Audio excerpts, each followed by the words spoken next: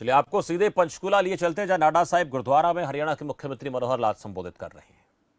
अपना समाज सुत्ता आ समाज सीगा। इस समाज ਦੇ ਵਿੱਚ ਜਿਹੜੀ ਚੇਤਨਾ ਚਾਹੀਦੀ ਸੀ ਆਪਣੇ स्वाभिमान ਦੀ, ਆਪਣੇ गौरव ਦੀ, ਉਕਤੇ ਸੁੱਤ ਹੋ ਗਈ ਸੀ, ਸੌ ਗਈ ਸੀ। ਜਗਾਣਾ ਉਹਨਾਂ ਨੂੰ, ਜਗਾ ਕੇ ਕਿ ਵੀ ਲੋਕਾਂ ਦੀ ਸੇਵਾ ਕਰੋ, ਇੱਕ ਹੋ ਕੇ ਰਹੋ, ਇਕੱਠ ਬਣਾ ਕੇ ਰਹੋ और ਜਿਹੜਾ अत्याचार है ਉਹਦੇ खिलाफ आवाज उठाने की, बुलंद आवाज उठाने की हिम्मत करो। क्योंकि उस वेले साडे कोल इन्नी ताकत नहीं सी, सिर्फ उपदेश, सिक्ख्या, प्रचार, ਉਹਦੇ ਰਾਹੀਂ लोगों को खड़ा करना, उन्होंने जज्बात पैदा करना। ये गुरु नानक देव जी वेले इस तरह की जरूरत भी सी। इस तरह सारे देश के विच होर भी महापुरुषों ने इस तरह की आवाज़ां उठाइया। हौले हौले एक टाइम यहो जिहा आ गया कि समाज के इकट्ठ तो हो गया, लेकिन बिना ताकत तो, बिना शक्ति तो शायद काम पूरा नहीं होएगा। तो आखिर दशम पातशाही के टाइम तक बलिदान भी खूब होए, और फिर एक सैनिक सिपाही, एक फौज, उन्होंने खड़ा करने का भी टाइम आ गया कि शक्ति के राही सानू कुछ ना कुछ अपना गौरव वापस लड़ा पैना। लंबी कहानी है, अगर वो सारी सुनावांगे तो जिस तरह कहते हैं कि सूर्य को दीपक दिखाने वाली गल होएगी, मैं वो सारी कहानी नहीं सुना रहा था। लेकिन जिहड़ी गल बहुत प्रमुख है, मुख्य गल है कि गुरु गोबिंद सिंह जी के देह त्याग तो बाद उस वेले जिहड़ी व्यवस्था बनाई गई कि हुण देह रूपी गुरु परंपरा नहीं रहनी चाहिए। हुण ज्ञान रूपी जिहड़ा साडा ग्रंथ है, गुरु ग्रंथ साहब की स्थापना सन 1608 हो गई सी, लेकिन गुरु गोबिंद सिंह जी ने देह त्याग से 1700 कुछ ईस्वी किया, 100 साल बाद। उस बाद यह है कि गुरु ग्रंथ साहब जी को ही असी अपने फाइनल जिहड़े अगले गुरु फॉर एवर उन्होंने मन के चलीए। और फिर उस श्रद्धा नाल साडे गुरुद्वारियां की स्थापना शुरू हुई। पहला तो सारे समाज के सारे ग्रंथ एको जगह पढ़े जाते सी। बाद कोई हुई गल भी हुई कि भी हाँ गुरुद्वारे अलग अपने चलणगे बनणगे, कोई हर्ज नहीं है। लेकिन पंथक एकता वास्ते ते जिहड़े अकाल तख्त सजाए गए सीगे, उसले सजाए गए सीगे। 5 तख्त बड़े ने, अकाल तख्त श्री गुरु अमृतसर साहब, वो साडा अज भी हाईएस्ट पावर ऑफ अथॉरिटी जिस तरह कहने सानू उत्थों हुक्मनामे मिलते हैं। गुरु हरगोबिंद साहब सानू हुक्मनामे मिलते हैं, तो असी उस हिसाब नाल अपने जीवन को अगे चलाने। लेकिन अड अड गुरुद्वारे जिहड़े जगह जगह जिथे जिथे बने हैं, उतों की व्यवस्था बंद, ये संभालण वास्ते तो उतों दी कमेटियां सारियां सक्षम होनियां ही चाहिए। और वो कमेटियां अपनी व्यवस्था संभालणगे, प्रबंध अच्छा होएगा। समाज सेवा वास्ते किते हस्पताल खोलांगे, किते स्कूल कॉलेज खोलांगे, सिक्ख्या वास्ते, शिक्षा वास्ते, अपने बच्चियां वास्ते, गरीब लोगों वास्ते वो प्रबंध करांगे। जो भी लोड़ है समाज को उस तरह के सेवा के काम करने वास्ते साडे जिहड़े साधन उपलब्ध ने। साडी गुरु महाराज के प्रति जिहड़ी समर्पण की हाह होंदी है, साडी गुरलक का जिहड़ा खजाना है, उसका उपयोग किते ते करना ही है। गुरुद्वारा का विस्तार भी करांगे। ये सारा करने वास्ते मैनेजमेंट की अलग बनाने दे विच कोई भी साडी पंथक एकता दे विच कोई भी किसी किस्म का कोई बाधा नहीं होने वाली। बोले सो निहाल। आखिर नांदेड़ साहब गुरुद्वारा की प्रबंधक कमेटी अलग है, दिल्ली गुरुद्वारा प्रबंधक कमेटी अलग है, पटना साहब गुरुद्वारा प्रबंधक कमेटी अलग है, तो फिर हरियाणा की प्रबंधक कमेटी अलग हो की हर्ज है। अखीर ये गल अगे वधी वधी सरकारां ते जिहड़ियां आउंदियां वो कहंदे ने गवर्नमेंट इज कंटिन्यूएशन। कोई एक सरकार को असीं नहीं कह सकते कि सरकार ने काम किया। कोई विचार चलता है, कंसैप्शन होंदी, उहदी कंसैप्टलाइज हुंदा, उस तो बाद अगे वधदा, उहदा कोई पेपर बनता, उहदी कोई पॉलिसी बनती है, उहदा कोई एक्ट बनता है। तो ये सारिया चीज़ां चलते चलते 2014 जिसले एक्ट बनया, उस वेले सीगा कि हाँ हरियाणा की जिहड़ी गुरुद्वारा प्रबंधक कमेटी है उन्होंने ये सारे इंतजाम 52 इतिहासिक गुरुद्वारे उन्होंने मिलनी चाहिए। लेकिन जिन्होंने थोड़ी तकलीफ सी वो सुप्रीम कोर्ट चले गए, स्टे लग गया तो अज ये चीज़ आई सामने कि भी इस स्टे को हटवा के और एक डेमोक्रेटिकली अपना समाज हरियाणा का वो चाहता है कि असी व्यवस्था अपनी अलग संभाली है। आखिर ਅਸੀਂ ਕੋਈ ਸਿੱਖ ਪੰਥ ਤੋਂ ਦੂਰ ਹੋ ਗਏ, ਖਾਲਸਾ ਪੰਥ ਤੋਂ ਅਲੱਗ ਹੋ ਗਏ, ਜਿਹੜੀ ਪ੍ਰਚਾਰ ਕੀਤਾ ਜਾ ਰਿਹਾ ਇਹ ਨਹੀਂ ਹੈ। ਇੱਕ ਡੈਮੋਕ੍ਰੈਟਿਕ ਫੈਡਰਲਿਜ਼ਮ ਸਿਸਟਮ ਹੁੰਦਾ, ਸਟੇਟਾਂ ਦੀ ਗਵਰਨਮੈਂਟ ਚੱਲਦੀਆਂ ਤੇ ਸੈਂਟਰ ਦੀ ਵੀ ਤੇ ਚੱਲਦੀ ਹੈ, ਤੇ ਸਟੇਟ ਦੀ ਗਵਰਨਮੈਂਟ ਚੱਲਦੀ ਹੈ, ਉਸ ਤੋਂ ਬਾਅਦ ਫਿਰ ਸ਼ਹਿਰਾਂ ਦੀ ਨਗਰ ਨਿਗਮ, ਨਗਰ ਪਾਲਿਕਾ, ਨਗਰ ਪਰਿਸ਼ਦ ਵੀ ਚੱਲਦੀ ਹੈ, ਜ਼ਿਲ੍ਹਾ ਪਰਿਸ਼ਦ, ਪੰਚਾਇਤ ਸਮਿਤੀਆਂ, ਪੰਚਾਇਤਾਂ ਉਹ ਵੀ ਚੱਲਦੀਆਂ ਨੇ। ਇਹ ਅਲੱਗ-ਅਲੱਗ ਕੰਮ ਹਰ ਇੱਕ ਸਮਿਤੀ ਦੇ ਅਲੱਗ-ਅਲੱਗ ਹੁੰਦੇ ਆ। ਇਹ ਇੱਕ ਸ਼ਾਸਨ ਵਿਵਸਥਾ, ਪ੍ਰਬੰਧ ਵਿਵਸਥਾ ਹੈ, ਇਤਨਾ ਹੀ ਹੈ, ਇਸ ਤੋਂ ਜ਼ਿਆਦਾ नहीं है। किते भी साड़ी धार्मिक एकता दे विच कोई खलल नहीं है। और वैसे भी मेरा मानना यह है कि धार्मिक व्यवस्था सुप्रीम होती है। ये सरकारां दे नाल कोई ओझा, कोई दखलअंदाजी इस तरह नहीं होती कि कोई धार्मिक यानी कमां दे विच सरकार दखलअंदाजी देवे, ना दिती है ना देनी चाहिए है। अगर कोई सरकारी दखलअंदाजी नाल धार्मिक संस्थावां नूं चलाउण लगे तो उहदे च नुकसान सरकारां दा भी है, धार्मिक संस्था का भी है। ये दोनों चीज़ां अड-अड ने। धार्मिक साड़ी अपनी एक पूजा पाठ की पद्धति है, एक संस्कारां दे, एक विचारां दे वास्ते, समाज नूं अगे ले जाने वास्ते। आखिर समाज लगातार चल रहा सदियां तो, अगे भी सदियां तक चलना है।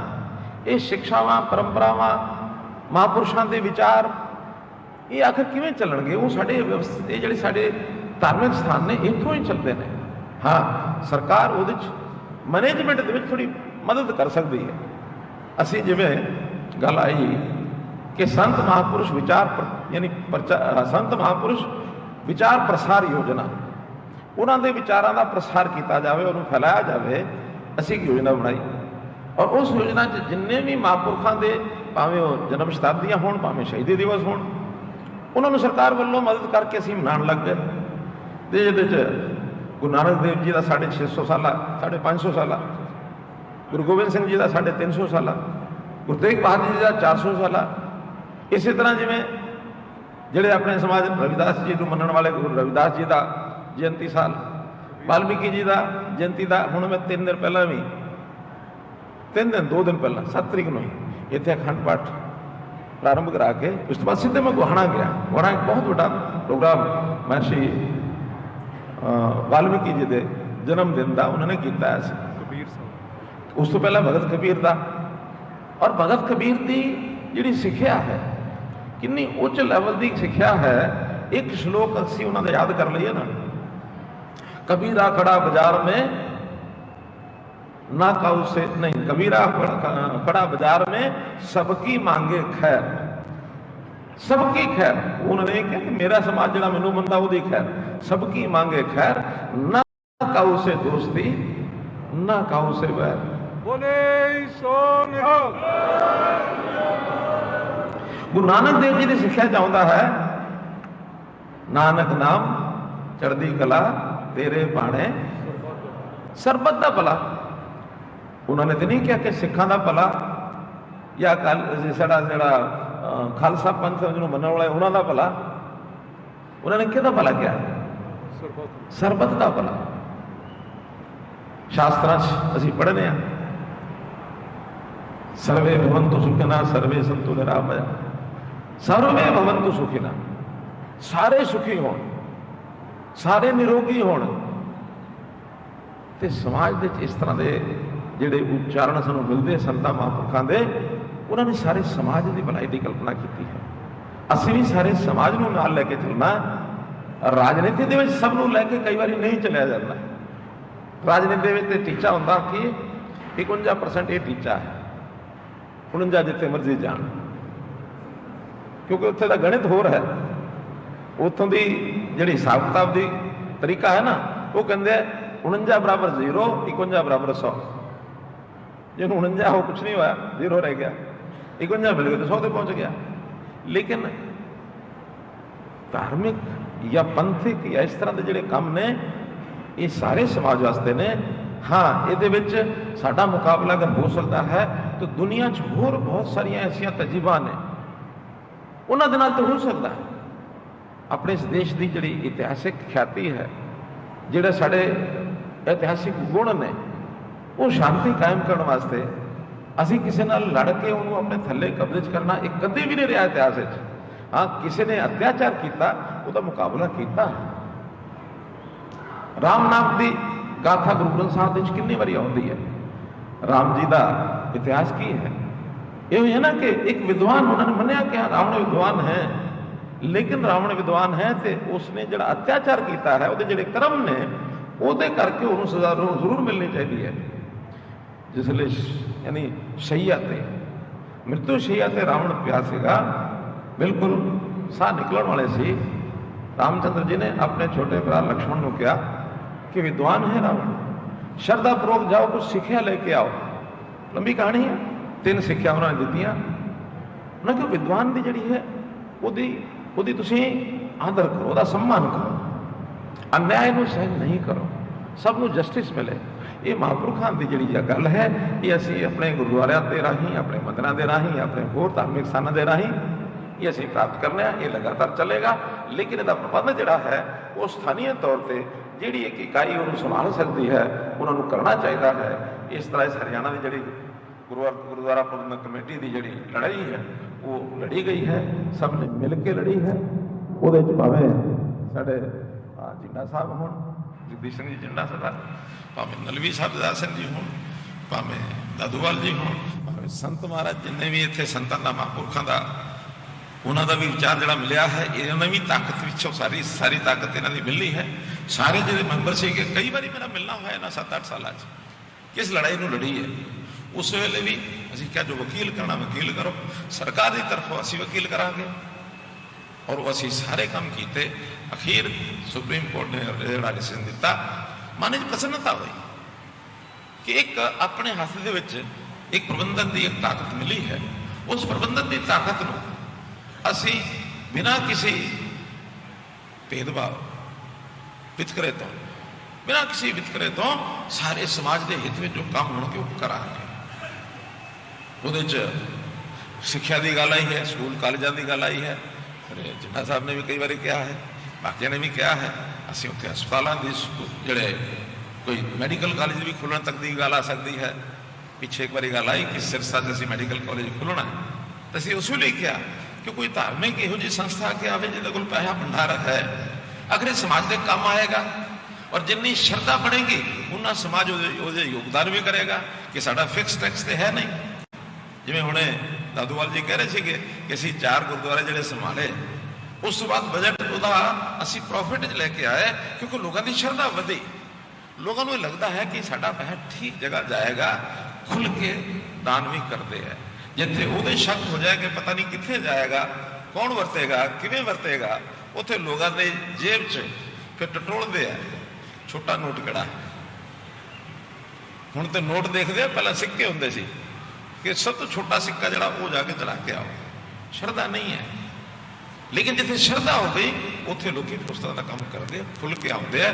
ਸਾਡੇ ਸਮਾਜ ਵਿੱਚ ਤਾਕਤ ਹੈ, ਔਰ ਅਸੀਂ ਤੇ ਇਸ ਸਮਾਜ ਬਹੁਤ ਸਾਰੇ ਇਹੋ ਜਿਹੇ ਲੋਕ ਨੇ ਜਿਨ੍ਹਾਂ ਨੇ ਪਾਰਟੀਸ਼ਨ ਦਾ ਡਾਂਸ ਵਿੱਚ ਯਾਨੀ ਦੱਸਿਆ, ਉਹਨਾਂ ਨੂੰ ਲੱਗਿਆ ਪਾਰਟੀਸ਼ਨ ਦੇ ਵਿੱਚ ਪਾਕਿਸਤਾਨ ਅਲੱਗ ਹੋ ਗਿਆ, ਹਿੰਦੁਸਤਾਨ ਅਲੱਗ ਹੋ ਗਿਆ, ਉਹਨਾਂ ਨੇ ਵੀ ਡਾਂਸ ਦੱਸਿਆ ਹੈ। ਉਹਨਾਂ ਨੂੰ ਵੀ ਪਤਾ ਹੈ ਕਿ ਸਮਾਜ ਕੀ ਹੁੰਦਾ, ਸਮਾਜ ਦੇ ਵਿੱਚ ਧਰਮ ਕੀ ਹੁੰਦਾ, ਧਾਰਮਿਕ ਯਾਤਰਾ ਕੀ ਹੁੰਦੀ ਹੈ। ਉਹ ਸਾਰੀ ਚੀਜ਼ਾਂ ਸਰਕਾਰ ਵੀ ਇਹਨਾਂ ਕੰਮਾਂ 'ਚ, ਮੈਂ ਤੁਹਾਨੂੰ ਵਿਸ਼ਵਾਸ ਦਿਲਾਨਾ ਕਿ ਕਿਸੇ ਤਰ੍ਹਾਂ ਦੀ ਵੀ ਕੋਈ ਵੀ ਗੱਲ ਸਾਡੇ ਸਾਹਮਣੇ ਆਏਗੀ ਮਦਦ ਵਾਸਤੇ, ਐਡਮਿਨਿਸਟ੍ਰੇਸ਼ਨ ਦੀ, ਪ੍ਰਬੰਧਕ ਦੀ ਹੋਏਗੀ, ਜਾਂ ਹੋਰ ਵੀ ਕੋਈ ਸਰਕਾਰੀ ਦਾਇਰੇ ਜਿਹੜੀ ਗੱਲ ਕਰਨ ਦੀ ਹੋਏਗੀ, ਉਹ ਅਸੀਂ ਪੂਰੇ ਮਨ ਨਾਲ ਕਰਾਂਗੇ, ਪੂਰੇ ਮਨ ਨਾਲ ਕਰਾਂਗੇ। ਉਹਦੇ ਕਿਤੇ ਵੀ ਕੋਈ ਕੰਜੂਸੀ ਨਹੀਂ ਵਰਤਾਂਗੇ। ਬੋਲੇ ਸੋ ਨਿਹਾਲ।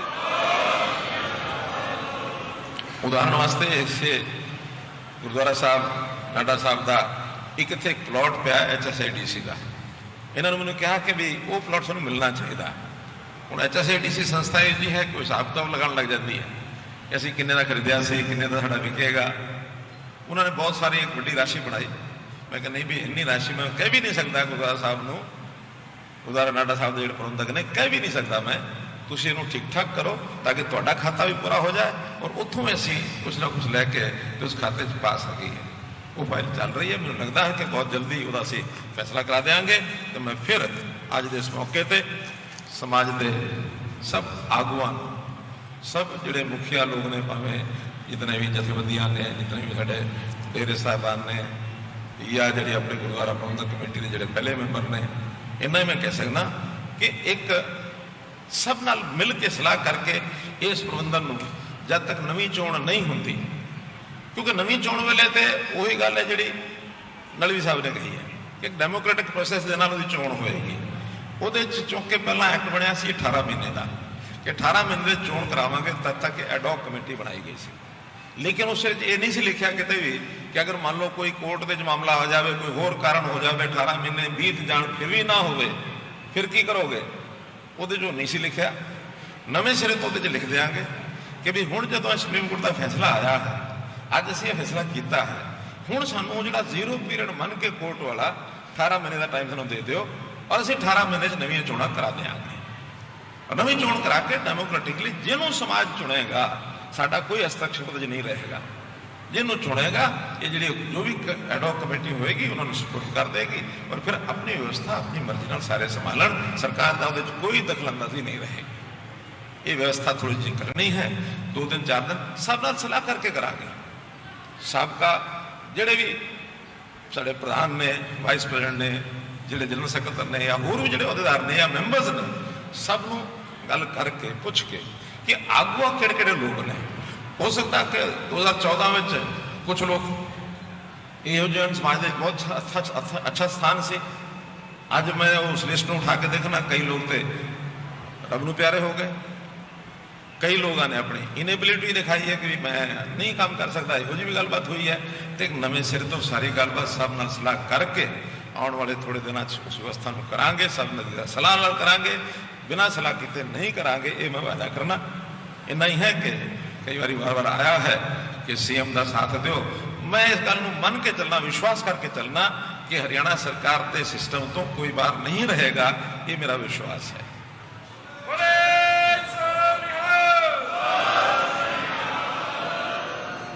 ਅਸੀਂ ਕਿਉਂਕਿ ਸਾਡਾ ਆਪਣਾ ਕੋਈ ਸਵਾਰਥ ਨਹੀਂ ਹੈ, ਲੋਕ ਭਲਾਈ ਇਹੋ ਹੀ ਸਾਡਾ ਟੀਚਾ ਹੈ, ਅਸੀਂ ਕਰਾਂਗੇ।